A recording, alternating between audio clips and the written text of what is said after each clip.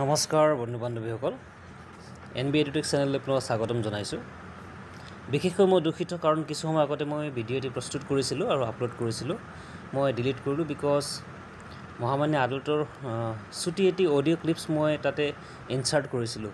পাছত এজন লোকে মোক কমেণ্টছ কৰি জনালে, তেখেতক মই থেংকছ বুলি ক'ব বিচাৰোঁ, ধন্যবাদ জনাইছোঁ। বিকজ যিহেতু ডিগনিটি এটা আছে, এনেকৈ ক্লিপবিলাকো এটেচ কৰা কিমান দূৰ যুক্তিসংগত সেইখিনি মই নাজানো যদিও সেইখিনি ডিলিট কৰিলোঁ, যিহেতু মেটাৰখিনি হাইকোৰ্টৰ হয়। চ' ডিৰেক্টলি কিছু অডিঅ' ক্লিপছ ইনচাৰ্ট কৰিলেও হয়তো সেইখিনি কিছু প্ৰব্লেম হ'ব পাৰে বুলি মই ভাবিলোঁ। যিয়ে নহওক মেইন কথাটো মই আজি কওঁ, মই কি বস্তু বনাইছিলোঁ বা কেনেকৈ বস্তুখিনি ডেছক্ৰিপশ্যন দিব গৈছিলোঁ।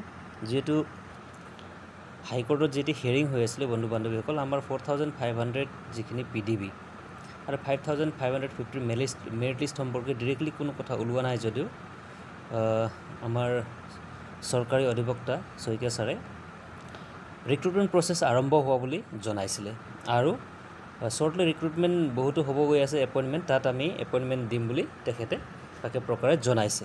গতিকে এই কথাত মই এইটো স্পষ্ট কৰি দিব বিচাৰোঁ যে চৰকাৰৰ সদিচ্ছাৰ কথাটো মই স্পষ্ট কৰিব বিচাৰিছিলোঁ। আৰু নেক্সট কথা হৈছে বন্ধু বান্ধৱীসকল যে এতিয়া অক্টোবৰত এপইণ্টমেণ্ট দিবলৈ হ'লে 3টা পৰ্যায় এতিয়াও বাকী আছে। প্ৰথম কথা, মহামান্য আদালতৰ ফাইনেল অৰ্ডাৰ আহিব লাগিব NIS কেছৰ। দ্বিতীয় কথা, মেৰিট লিষ্ট উলিওৱাৰ আগতে 4500 যদি ইনক্লুড কৰিব বিচাৰে তেতিয়াহ'লে 4500ৰো ফিজিকেল ডকুমেণ্ট ভেৰিফিকেশ্যনৰ কাম আৰম্ভ কৰিব লাগিব DWE।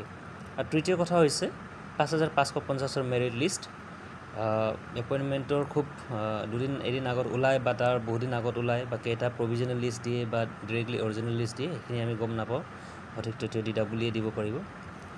কিন্তু কেছ যদি অতি সোনকালে ছিঙি যায় তেতিয়াহ'লে হয়তো আমাৰ ফালৰ পৰা এটি ৰিকুৱেষ্ট যোৱাটো ভাল হ'ব 4500ৰ PDBৰ কাৰণে। তেতিয়া কি হ'ব বস্তুখিনি আৰু মেৰিট লিষ্ট বা ফাইনেল এপইণ্টমেণ্ট প্ৰক্ৰিয়াটো সোনকালে হোৱাৰ বাবে যিখিনি পথ প্ৰশস্ত হ'ব লাগে সেইখিনি অতি সোনকালে হ'ব।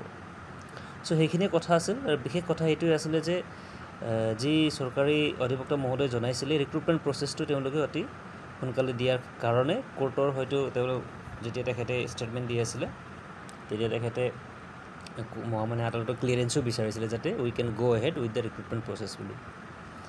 চ' আমি পজিটিভ বস্তুখিনি আশা কৰিব পাৰোঁ বন্ধু বান্ধৱীসকল। সেইখিনি তথ্য আপোনালোকক জনাব লগা আছিল। Thank you very much.